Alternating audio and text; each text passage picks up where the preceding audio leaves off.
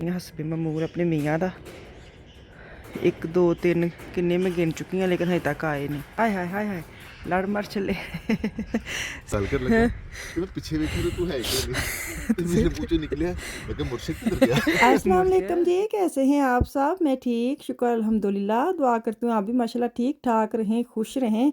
चलें जी, सहरी टाइम है। एक मैंने लिया रस, साथ लिया दही और ऊपर डाली शक्कर और साथ ली नमकीन लस्सी। ए वाली मेरा नाश्ता, ए वाला एक रात जो है ना चाय के अंदर ए फान के।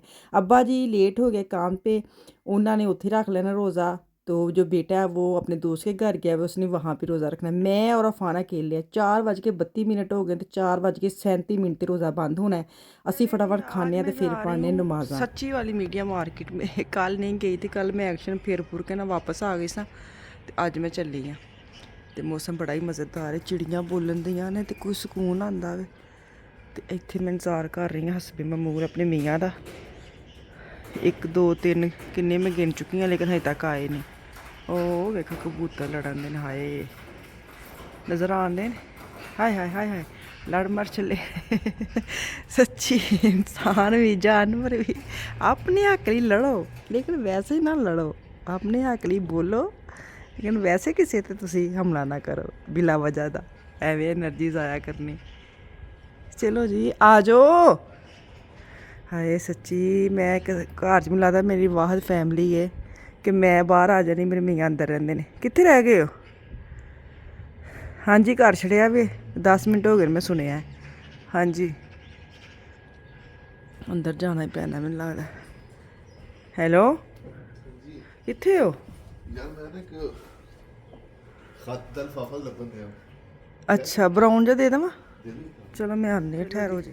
बैग इंज पाया जां स्कूले चले हो हैं? चाबी चाबी हत्थ च फड़ी है। हाय की बनेगा इन्हां दा? ए आ जाओ जनाब ਤੁਹਾਨੂੰ ਦਸਵੇਂ ਚੰਗਾ ਤੁਸੀਂ ਬੁੱਢੀਆਂ ਹੋ ਤੁਹਾਨੂੰ ਕੋਈ ਪਰੇਸ਼ਾਨੀ ਆਣੀ ਹੈ। ਉਹ ਤੁਹਾਨੂੰ ਲੱਗਦਾ ਸਭ ਤੋਂ ਵੱਡੀ ਪਰੇਸ਼ਾਨੀ ਤਾਂ ਸਾਨੂੰ ਇਹ ਹੁੰਦੀ ਸਵੇਰੇ ਉੱਠ ਕੇ ਕਿਸੇ ਪਕਾਣਾ ਕੀ ਹੈ ਇਸ ਤੋਂ ਵੱਡੀ ਪਰੇਸ਼ਾਨੀ ਕੀ ਹੁੰਦੀ ਖਾਸ।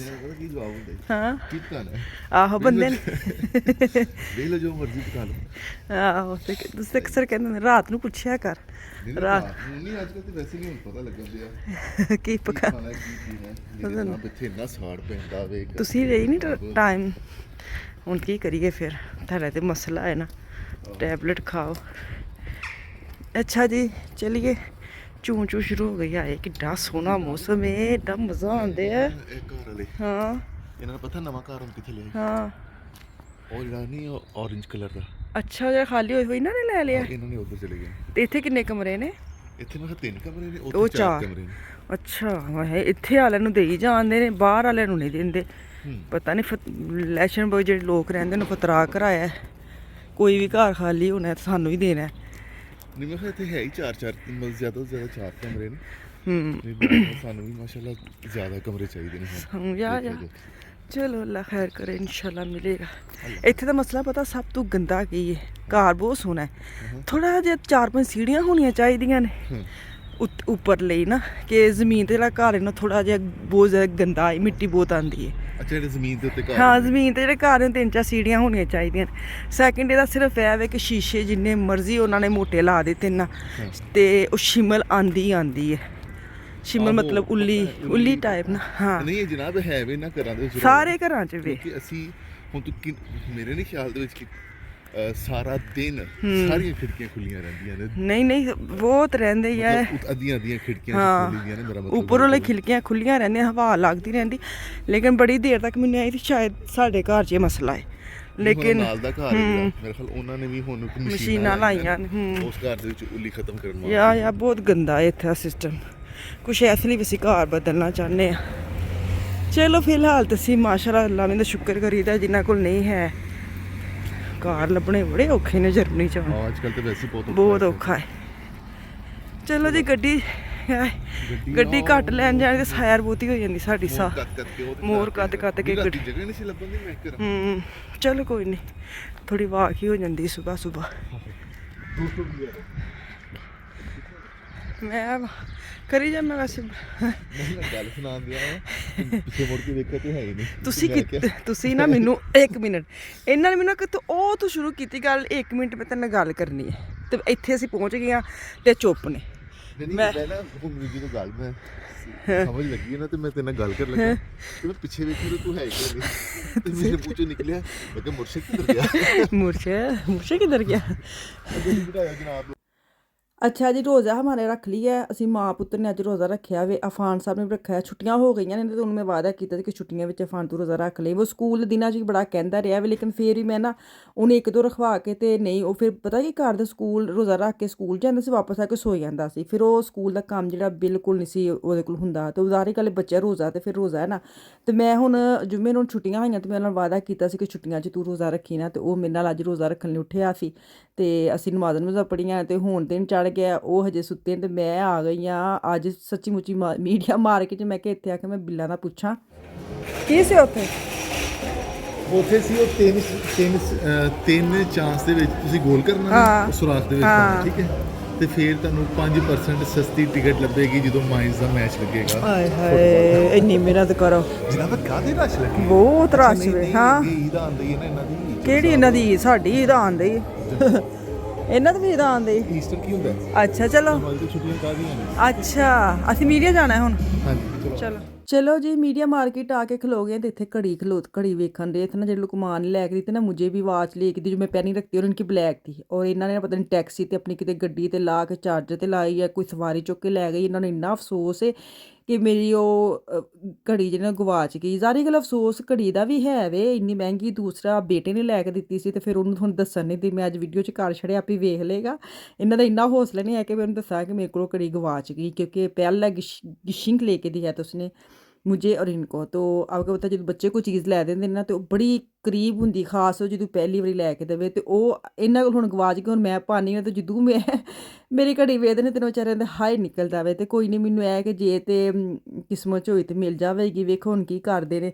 ਖੈਰ ਫੈਮਿਲੀ ਮਾਰਕੀਟ ਮੈਂ ਆਈ ਹਾਂ, ਛੋਟੂ ਸਮੇਂ ਵਿਜ਼ਿਟ ਵਿਖਾਵਾਂਗੀ ਤਾਂ ਕਿ ਈਦ ਸ਼ੀਦ ਆ ਰਹੀ ਹੈ, ਜਿੰਨੇ ਕੱਪੜੇ ਛੱਪੜੇ ਬੱਚਿਆਂ ਦੇ ਇਕੱਠੇ ਕਰਨੇ ਤੇ ਕਰ ਸਕਦਾ। ਇੱਥੇ ਸੇਲ ਲੱਗੀ, ਸੇਲ ਉੱਤੇ 20% ਆਫ ਹੈ ਹਰ ਚੀਜ਼ ਉੱਤੇ ਨਾ, ਸੇਲ ਵਾਲੀ ਚੀਜ਼ਾਂ ਤੇ। ਬਾਕੀ ਨਾਰਮਲ ਵੀ ਕਾਫੀ ਅੱਛੇ ਡਿਜ਼ਾਈਨ ਆਏ ਨੇ। ਖਾਸ ਇਹ ਜਿਹੜੇ ਬੱਚੇ ਨਾ ਇਹ ਵੇ ਜੈਨ 128 ਜਿਨ੍ਹਾਂ ਦੀ ਏਜ ਹੈ ਨਾ ਬੱਚਿਆਂ ਦੀ, 128 ਨੰਬਰ ਤੱਕ, ਉਹਨਾਂ ਦੀ ਬੜੀਆਂ ਪਿਆਰੇ ਕੱਪੜੇ ਦੀ ਸ਼ਰਟਾਂ ਆਈਆਂ ਨੇ। ਹੈ ਵੀ ਸਸਤੀਆਂ, 12 ਯੂਰੋ ਦੀਆਂ ਨਾ। ਮੈਨੂੰ ਇੰਨਾ ਪਿਆਰਾ ਸਟੱਫ ਲੱਗਾ ਸੀ, ਲੇਕਿਨ ਅਫਾਨ ਨੂੰ ਹੁਣ ਮਾਸ਼ਾਅੱਲਾ ਵੱਡਾ ਹੋ ਗਿਆ ਵੇ ਤੇ ਹੁਣ ਛੋਟੇ ਬੱਚਿਆਂ ਦੇ ਕੱਪੜੇ ਬਹੁਤ ਸੋਹਣੇ ਲੱਭਦੇ ਨੇ। ਜਦੋਂ ਮੇਰੇ ਛੋਟੇ ਬੱਚੇ ਸਨ ਉਦੋਂ ਸਾਨੂੰ ਉਹ ਵਾਲੇ ਕੱਪੜੇ ਨਹੀਂ ਸੀ ਲੱਭਦੇ, ਹੁਣ ਸਾਨੂੰ ਇਹ ਵਾਲੇ ਬੜੇ ਲੱਭਦੇ ਨੇ।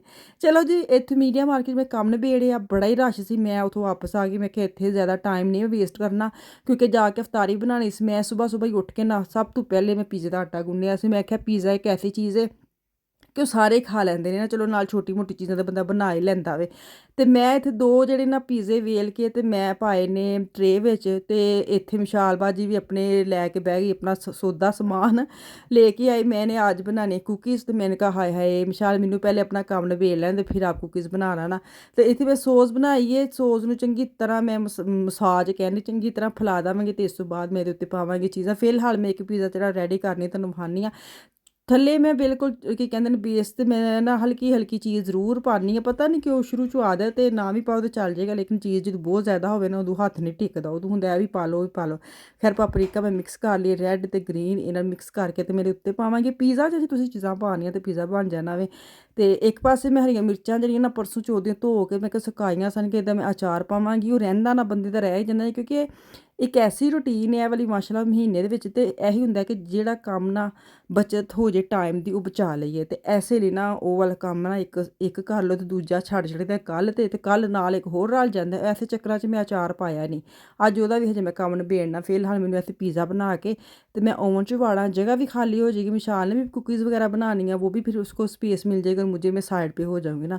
एक टाइम दोवें ਅਸੀਂ ਕੰਮ ਸ਼ਮ ਆਪਣੇ ਨਿਬੇੜ ਲਵਾਂਗੇ।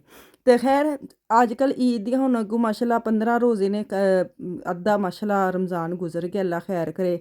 ਤੇ ਹੁਣ ਆਹਿਸਤਾ ਨਾ ਈਦ ਵਾਲੇ ਪਾਸਿਆਂ ਨੇ ਤਿਆਰੀ ਸ਼ੁਰੂ ਹੋ ਗਈਆਂ ਨੇ ਕਿ ਚਲੋ ਹੌਲੀ, ਕਿਉਂਕਿ ਅਸੀਂ ਤੇ ਕੱਪੜੇ ਇੱਥੋਂ ਹੀ ਕੱਢਣੇ ਨੇ ਪੇਟੀਆਂ ਸ਼ੇਟੀਆਂ 'ਚੋਂ। ਅਸੀਂ ਤਾਂ ਸਾਲ ਪਹਿਲੇ ਬਣਾ ਲਈਦੇ ਨੇ ਤੇ ਇਹਨਾਂ ਵਿੱਚੋਂ ਅਸੀਂ ਕੱਪੜੇ ਛਾਂਟ ਹੀ ਕਰਨੇ ਨੇ ਕਿ ਕਿਹੜਾ ਪਾਉਣਾ ਵੇ ਕਿਹੜਾ ਨਹੀਂ, ਕਿਉਂਕਿ ਅੱਜ ਕੱਲ੍ਹ ਛੁੱਟੀਆਂ ਨੇ। ਮਜ਼ੇ ਦੀ ਗੱਲ ਇਹ ਵੇ ਕਿ ਜਿਸ ਦਿਨ ਈਦ ਵਾਲੇ ਦਿਨ ਹੋਣੇ ਨੇ ਨਾ, ਉਸ ਦਿਨ ਆਫੀਆ ਨੇ ਜਾਣਾ ਸਕੂਲ ਦੇ ਨਾਲ ਟ੍ਰਿਪ 'ਤੇ।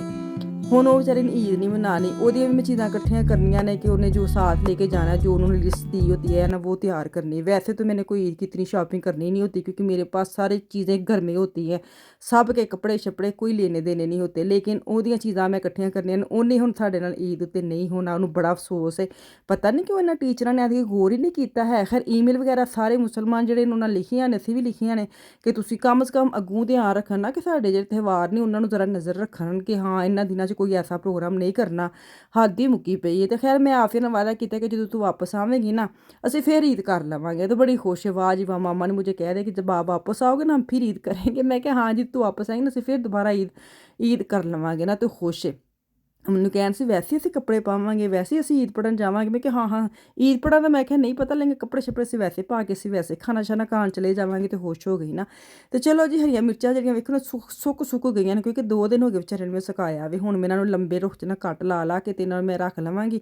ਦੂਸਰੇ ਪਾਸੇ ਮੈਂ ਬੌਲ ਵਿੱਚ ਪਾਵਾਂਗੀ ਨਮਕ ਤੇ ਹਲਦੀ, ਥੋੜ੍ਹੀ ਜਿਹੀ ਲਾਲ ਮਿਰਚ ਵੀ ਪਾ ਲਈ, ਐਵੇਂ ਬਸ ਰੌਣਕ ਮੇਲੇ ਲਈ ਮੈਂ ਕਿਹਾ ਚਲੋ ਜਰਾ ਲਾਲ ਰੰਗ ਆ ਜਾਏਗਾ। ਤੇ ਐਸੇ ਚਮਚੀ ਦੇ ਨਾਲ ਮੈਂ ਇਹਨਾਂ ਨੂੰ ਫਿਲ ਕਰੀ ਜਾਵਾਂਗੀ ਫਟਾਫਟ ਤਾਂ ਕਿ ਜਿਹੜਾ ਅੱਛਾ ਜਦੋਂ ਇਹਨਾਂ ਨੂੰ ਮੈਂ ਰਾਤ ਪੂਰੀ ਰੱਖ ਦੇਣਾ, ਫਿਰ ਨਮਕ ਮਿਰਚ ਲਾ ਕੇ ਨਾ ਪੂਰਾ ਰਾਤ ਮੈਂ ਇਹਨਾਂ ਨੂੰ ਨਾ ਫਿਰ ਐਸੇ ਹੀ टप्पी च रखी रखेंगे ताकि पानी जो निचड़ जाए। पानी फिर मैंने का साइड पे कर दूँगी। बाकी जो मिर्चें ना वो जो अचार वाला डब्बा है ना मेरा वो उसके अंदर ही मैं ऐड कर दूँगी। कोई तेल शिल मैं कोई नहीं एक्सट्रा पाना क्योंकि ਉਹਦੇ ਵਿੱਚ ਕਾਫੀ ਤੇਲ। ਉਹ ਖੈਰ ਮੈਂ ਜਦੋਂ ਸ਼ੀਸ਼ੇ 'ਚ ਪਾਵਾਂਗੀ ਤੁਹਾਨੂੰ ਮੈਂ ਵਹਾ ਦੇਵਾਂਗੀ। ਪੀਜ਼ਾ ਹੋ ਗਿਆ ਡਨ, ਮੈਂ ਬਾਹਰ ਨਿਕਾਲਿਆ। ਹੁਣ ਤਾਂ ਮੈਂ ਮਿਸ਼ਾਲ ਦਾ ਖਲਾਰਾ ਵਹਾਨੀ ਆ ਕਿ ਉਹਨੇ ਫਟਾਫਟ ਆਪਣੀ ਜਗ੍ਹਾ ਲੈ ਲਈ ਸੀ ਕਿ ਹੁਣ ਮੈਨੂੰ ਮਾਮਾ ਕਿਤੇ ਹੋਰ ਪੀਜ਼ਾ ਨਾ ਵੇਲ ਲਵੇ। ਤੇ ਚਲੋ ਜੀ ਇਹਨੂੰ ਮੈਂ ਕਟਿੰਗ ਕਰਨੀ ਆ ਤੇ ਵਾਪਸ ਰੱਖਣੀ ਹਜੇ ਕਾ ਹੈ ਟਾਈਮ। ਇਹ ਆਫੀਆ ਖਾਨ ਦਾ ਮੈਂ ਬਣਾ ਲਿਆ ਪੀਜ਼ਾ, ਮੈਂ ਕਿਹਾ ਖਾਣ ਤੇ ਇਹ ਆਪਣਾ ਕੰਮ ਸ਼ਮ ਕਰਨ ਦੇਈਏ। ਤੇ ਇੱਥੇ ਤੁਸੀਂ ਮੈਨੂੰ ਦਵੋ ਇਜਾਜ਼ਤ। ਵੀਡੀਓ ਨੂੰ ਲਾਈਕ ਕਰਿਆ ਕਰੋ, ਸਬਸਕ੍ਰਾਈਬ ਕਰਿਆ ਕਰੋ ਮੇਰੇ ਚੈਨਲ ਤੇ ਸ਼ੇਅਰ ਵੀ ਕਰਿਆ ਕਰੋ। ਅੱਲਾ ਹਾਫਿਜ਼।